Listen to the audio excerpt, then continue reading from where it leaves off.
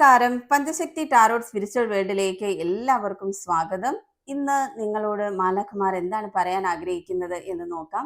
ഇതൊരു general reading ആണ്, timeless ആണ്. എപ്പോൾ മുതൽ കാണുന്നു അപ്പോൾ മുതൽ നിങ്ങൾക്ക് ഇത് റെസിനേറ്റ് ആയി തുടങ്ങുന്നതാണ്. ഇതിലെ കാര്യങ്ങൾ ആരും ഒന്നും ഫോഴ്സ്ഫുള്ളി റെസിനേറ്റ് ചെയ്യരുത്. പലരുടെ എനർജീസ് ഒന്നിച്ച് വരുന്നതാണ്. ആവശ്യമുള്ളത് മാത്രം എടുത്തിട്ട് ബാക്കിയുള്ളത് വിട്ട് കളയുക. നിങ്ങളുടെ പേഴ്സന്റെ മുഖം നന്നായി മനസ്സിൽ വിചാരിച്ച് റീഡിംഗ് നിങ്ങൾക്കുള്ളതാകാൻ പ്രാർത്ഥിക്കുക. ഓക്കേ.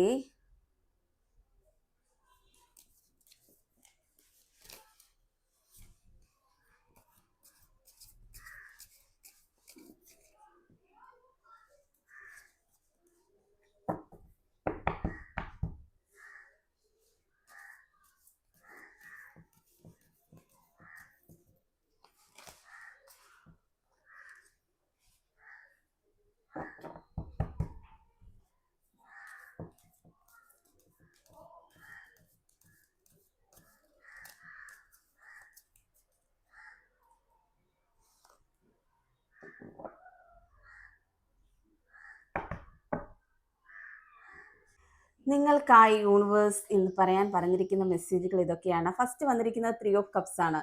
3 ഓഫ് കപ്സ് എനർജി പറയുന്നത് നിങ്ങളുടെ കണക്ഷൻ ഫ്രണ്ട്ഷിപ്പിൽ തുടങ്ങിയിട്ട് റിലേഷൻഷിപ്പിൽ എത്തിയ കണക്ഷനാണ് എന്നാണ്. നിങ്ങൾക്ക് വർഷങ്ങളായിട്ട് പരിചയമുള്ള ഒരാളാണ്. നിങ്ങൾ പ്രതീക്ഷിക്കാതെ നിങ്ങളുടെ ലൈഫിൽ വന്നു ചേർന്നിരിക്കുന്ന ഒരാളാണ് നിങ്ങളുടെ പേഴ്സൺ എന്നാണ് കാണാൻ പറ്റുന്നത്. നിങ്ങളുമായി നല്ല ബോണ്ടിങ് ഉള്ള ഒരാളായി കാണുന്നു. നിങ്ങൾ ഒരുപാട് സ്നേഹിക്കുന്ന ഒരാളായി കാണുന്നു.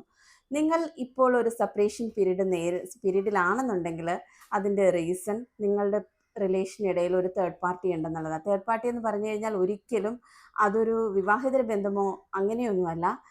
നിങ്ങളോളം ഇമ്പോർട്ടൻസ് ഉള്ള ആരോ അവരുടെ ലൈഫിലുണ്ട്. അത് ചിലപ്പോൾ പേരൻസിൽ ആരെങ്കിലും ആയിരിക്കാം.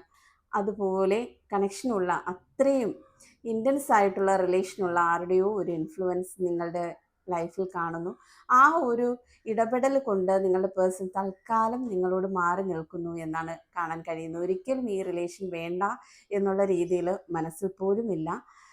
നിങ്ങളെ വേണമെന്ന് ആഗ്രഹിച്ച് തന്നെ നിൽക്കുന്നു. 8 ഓഫ് വാൺസ് എനർജിയാണ് വന്നിരിക്കുന്നത്. ഇവിടെ നിങ്ങളുടെ പേഴ്സൻ്റെ ഭാഗത്തു നിന്ന് നിങ്ങൾക്ക് ഒരു കമ്മ്യൂണിക്കേഷൻ വരുന്നു എന്നതാണ്.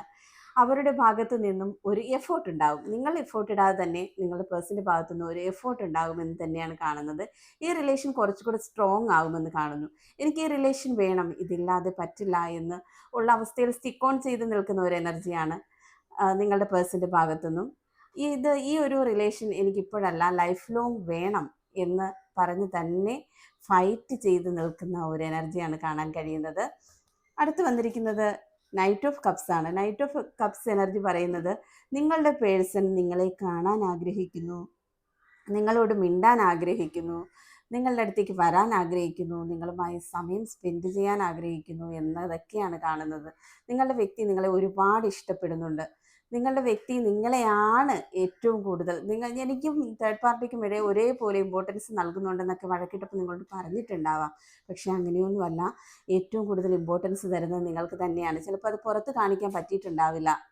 രണ്ട് സൈഡും കേൾക്കേണ്ട അവസ്ഥ വന്നിട്ടുണ്ടാവും. ഈ റിലേഷനിൽ കുറച്ച് പേർക്കെങ്കിലും ഈ വന്നിരിക്കുന്ന എനർജിയിൽ വിവാഹം കഴിച്ചവരായിരിക്കാം, അല്ല എങ്കിൽ എൻഗേജ്ഡ് ആയിട്ടുള്ള വ്യക്തികളായിരിക്കാം, എൻഗേജ്മെൻറ്റിലേക്ക് പോയ ഒരു റിലേഷൻ ആയിരിക്കാം.